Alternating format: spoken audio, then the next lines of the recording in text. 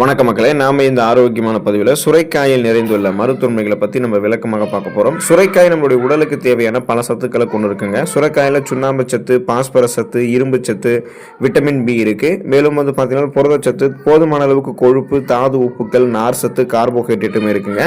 இந்த அடிப்படையான அனைத்து ஊட்டச்சத்துக்களுமே நம்மளுடைய உடலுக்கு வந்து கிடைக்கிறதால சுரைக்காய் என்னென்ன மருத்துவமைகளை நம்மளுடைய உடலுக்கு கொடுக்குது அப்படின்றத விளக்கமாக பார்ப்போம். அதை பற்றி பார்க்கறதுக்கு முன்னாடி இந்த வீடியோவுக்கு மட்டும் ஒரு லைக் கொடுத்துட்டு இந்த தகவலை உங்களுக்கு தெரிஞ்சவங்களுக்கும் ஷேர் பண்ணிடுங்க. ஏன்னா அது அவங்களுக்கும் பயனுள்ளதாக இருக்கக்கூடிய ஒரு ஆரோக்கியமான பதிவு தான். இது போன்ற அப்டேட்ஸ்கள் நீங்கள் தொடர்ந்து பார்க்கறதுக்கு நம்மளுடைய ஹெல்த் நியூஸ் தமிழ் சேனலை மறக்காம சப்ஸ்கிரைப் பண்ணி வச்சுக்கோங்க. பக்கத்தில் இருக்கக்கூடிய பெல் பட்டனையும் கிளிக் பண்ணி ஆல் அப்படின்ற ஆப்ஷனையும் செட் பண்ணி வச்சுக்கிட்டீங்க அப்படின்னா நாங்கள் போடக்கூடிய எல்லா அப்டேட்ஸும் உங்களுக்கு நோட்டிஃபிகேஷன் அடிக்கடி வந்து சேரும். சரிவாங்க மக்களே, இப்போ வீடியோக்குள்ளே போயிடலாம். உடல் சூடு தணிவதற்கு நீங்கள் உங்களுடைய உணவுகளில் தொடர்ந்து வந்து நீங்கள் சுரைக்காய் வந்து எடுத்துக்கொள்ளலாம்.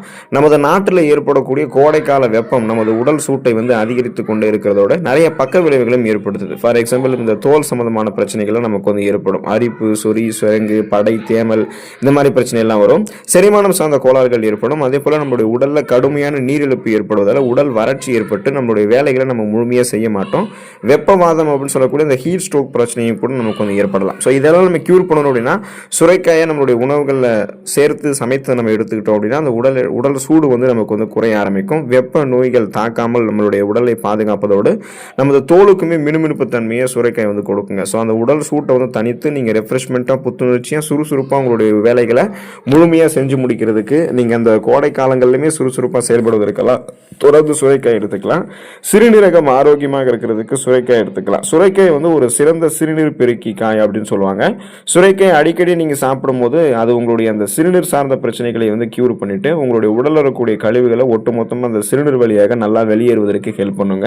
எனவே சிறுநீரக கோளாறு இருக்கிறவங்க பழுத்த சுரைக்காயை ரசமாக்கி அதோட ஒரு தேக்கரண்டி எலுமிச்சை ரசத்தையுமே வந்து நீங்கள் சேர்த்து குடிச்சிங்க அப்படின்னா சிறுநீரகம் சம்பந்தமான பிரச்சனைகள் வந்து உங்களுக்கு வந்து அந்த ஒரு முன்னேற்றம் வந்து உண்டாகும். அந்த பிரச்சனைகள் வந்து நீங்கள் விடுபட்டு விடுவீங்க. உங்களுடைய உடலில் இருக்கக்கூடிய ஒட்டுமொத்த கழிவுகளும் கழிவு நீக்க மண்டலம் மூலமாக சிறுநீர் வழியாகவே உங்களுக்கு வெளியேறிடும். ஸோ அதனால அந்த சிறுநீர் வறட்சி, சிறுநீரகத்தில் அந்த கிட்னி ஸ்டோன்ஸ் உருவாகிறது, இது மாதிரி எதுவுமே இல்லாமல் கழிவு நீக்க மண்டல வேலை சிறப்பாக நடக்கும். குறிப்பாக உங்களுடைய சிறுநீரகம் ஆரோக்கியமாக இருக்கும்.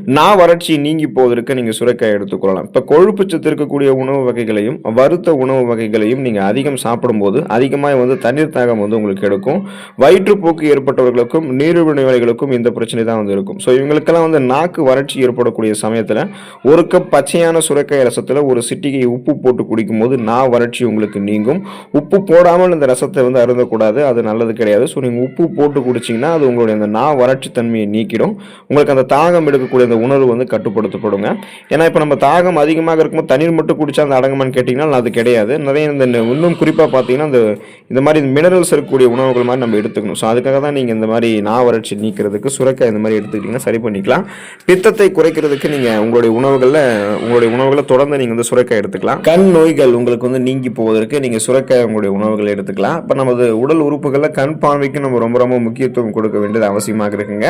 ஆனால் இன்றைய காலத்தில் வந்து நம்ம வெளியே செல்லும்போது கண் பார்வை பாதிப்பு ஏற்படுது. ஊட்டச்சத்து குறைபாடாக இருக்கக்கூடிய உணவுகள் எடுத்துக்கொள்ளும் போது கண்கள் சார்ந்த பிரச்சனைகள் ஏற்படுது. ஃபோன்ஸ், லேப்டாப்ஸ் எல்லாம் அதிகமாக யூஸ் பண்ணுறது, இரவு நேரங்களில் தொடர்ந்து ஃபோன்ஸ், லேப்டாப்ஸ் எல்லாம் யூஸ் பண்ணுறதால நிறைய பேருக்கு வந்து இந்த கண் எரிச்சல், கண்களில் வந்து அழுத்தம் ஏற்பட்டு கண் வலி பிரச்சனை உருவாகுது, விழி படலம் சேதமடைவது, மாலை கண் நோய் ஏற்படுவது, மாகுலர் டீஜெனரேஷன், ஏஎம்டி பிரச்சனை ஏற்படுவது, கண் புரை ஏற்படுவது, இந்த மாதிரி பல பிரச்சனைகள் இருக்குங்க இல்லையா. ஸோ அப்போ நம்ம வந்து கண்களுக்கு ஊட்டச்சத்து அளிக்கக்கூடிய உணவுகள் எடுத்துக்கொள்ளணும் அப்படின்றதால சுரைக்காயை நீங்கள் சமைத்து எடுத்துக்கொள்ளும் போது கண் பார்வை சார்ந்த குறைபாடுகளை கியூர் பண்ணிக்கலாம். இல்லைன்னா இந்த கண் குறைபாடுகளை நீங்கள் நீக்கிக்கிறதுக்கு சுரைக்காயை வந்து சுட்டு சாம்பலாக்கி தேனில் குழைத்து அதை நீங்கள் வந்து சாப்பிட்டு வந்தீங்கன்னா கண் நோய்கள் உங்களுக்கு வந்து நீங்கி போயிடும். ஸோ அந்த ஊட்டச்சத்து குறைபாட்டை நீக்கி கண் பார்வையை வந்து கூர்மை பெற வைத்துக் கொள்வதற்கும் கண்கள் சார்ந்த பிரச்சனைகளை வராமல் தடுப்பதற்கும் தொடர்ந்து சுரைக்காய் உங்களுடைய உணவுகள் எடுத்துக்கொண்டு நீங்கள் நலம் பெறலாம். அப்போதான் அந்த பார்வை குறைபாடு உங்களுக்கு நீங்கப்பட்டு பார்வை வந்து தெளிவாக தெரிய ஆரம்பிக்கும்.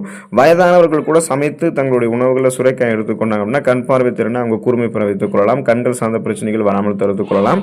பிபி என்று சொல்லக்கூடிய பிளட் பிரஷர், அந்த ரத்த அழுத்தம் பிரச்சனைகள் வந்து விடுபடுவதற்கு நீங்கள் சுரைக்காய் எடுத்துக்கலாம். முதல்ல ரத்த அழுத்தம் அப்படின்னா என்னன்னு தெரிஞ்சுக்கிட்டீங்க அப்படின்னா உங்களுடைய நரம்புகளில் வந்து இறுக்கங்கள் தென்பட்டு அந்த நரம்புகள் வழியாக ரத்த ஓட்டம் போதுமான அளவுக்கு உங்களுக்கு வந்து பாயலை அப்படின்னா அதுதான் ரத்த அழுத்தம் உங்களுக்கு ஏற்படக்கூடிய பிரச்சனையாகும். ஸோ அதுதான் பிபி அப்படின்னு சொல்லுவாங்க.